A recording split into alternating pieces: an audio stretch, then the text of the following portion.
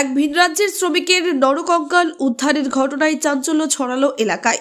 ঘটনাটি ঘটেছে রবিবার বিকালে উত্তর দিনাজপুর জেলার কালিয়াগঞ্জ ব্লকের বরুণা অঞ্চলের আটিয়া গ্রামে। মৃত যুবকের নাম হুমায়ুন কবির, বয়স 26। এদিন বিকালে আটিয়া গ্রামের একটি জঙ্গলের নরকঙ্কাল দেখতে পায় স্থানীয় কিছু মানুষেরা। খবর দেওয়া হয় কালিয়াগঞ্জ থানার পুলিশকে। পুলিশ এসে কঙ্কাল উদ্ধার করে ময়নাতদন্তের জন্য পাঠায়। স্থানীয় সূত্রে জানা যায়, গত 1.5 মাস ধরে নিখোঁজ ছিল হুমায়ুন কবির। সে ভিন রাজ্যের শ্রমিকে থাকায় পরিবারের লোকেদের ধারণা ছিল সে কাজে চলে গিয়েছে ভিন রাজ্যে। কিন্তু আজ বিকালে বাড়ির থেকে কিছুটা দূরে ঝোপের মধ্যে নরকঙ্কাল উদ্ধার হয়। কঙ্কালের পাশে পড়ে থাকা পরনের জামাকাপড় ও গামছা দেখে পরিবারের লোকেদের দাবি তাদের ছেলে হুমায়ুন কবিরের কঙ্কাল। আমাদের এখানে হয়েছে যে আমার দাদা আমাদের বাড়ি থেকে হারাই গেছে। কতদিন আগে? মোটামুটি 1.5-2 মাস আগে। কি নাম তার? হুমায়ুন কবির।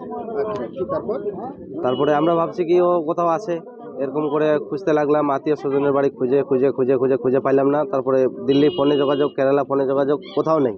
ওকে ভিন রাজ্যে কাজে যেত নাকি? হ্যাঁ, কাজে যেত ভিন রাজ্যে। হ্যাঁ, তো কোথাও পাওয়া গেল না তার খোঁজ। তখন ভাবছি কি ও লুকিয়ে আছে কোথাও, হতো দাদনে যাচ্ছে, লোক দাদনে চলে গেছে। এখন ওখানেও নাই। আবার অন্য জায়গায় কেরালায় ফোন লাগালাম, ওখানেও নাই।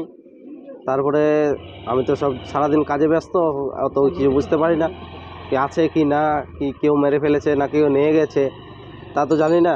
এখন কাজ করে আসলাম, আর এদিক থেকে ফোন আসলো কি এদিকে কোনো মহিলা দেখছে নাকি ওখানে লোক ফাঁসি দিয়ে মারা গেছে। তো ওটা তো আমি আর জানি না কি হয়। খাওয়া দাওয়া সেরে খাইতে বসছিলাম, খাওয়া দাওয়া সেরে উঠে গেলাম, যাই দেখি যে এরকম এরকম ব্যাপার। চিনতে তো সবাই চিনতে পারছে যে এটা ওরই কাপড় চোপড়, চিনতে পারলে? কাপড়গুলো সব ওরই হয়। গামছাটা ওটা আমাদের বাড়িতে ছিল, ওটা গামছা হয়। কি মনে হচ্ছে? আমার মনে হচ্ছে ওটা ওই হয়। মেরে ফেলছে না? না, ও বাড়িতে 2-3 বার মনে করো করছে আর কি, ফাঁসি লাগবার চেষ্টা করছে, আত্মহত্যার চেষ্টা করছে। ওটা আর হয়নি সাকসেসফুল। হয়তো ওর সঙ্গে কিছু ছিল, এরকমই কিছু হবে একটা, তারপর জঙ্গলে যায় ফাঁসি লাগছে। কোন জঙ্গলে? গাছে না তো? না, হ্যাঁ, ওই বাস ঝাড়ের পিছনে ভিতরে একটা ছোট পুকুর আছে ওখানে। পুলিশ আসছে?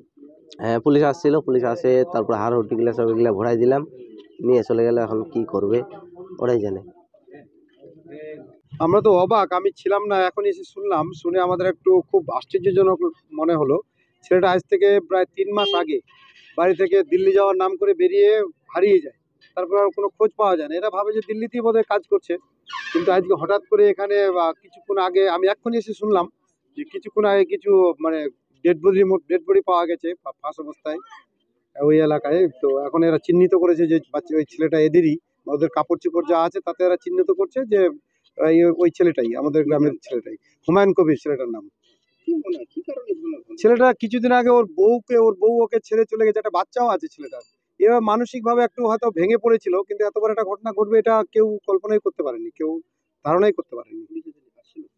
আমি তো এসে দেখলাম, এইমাত্র পৌঁছান, পুলিশ এসেছিল। পুলিশ এসে এটা নিয়ে গেল পোস্টমর্টম করার জন্য, বাড়ির লোককে ডাকলো, ওটা পোস্টমর্টম হবে।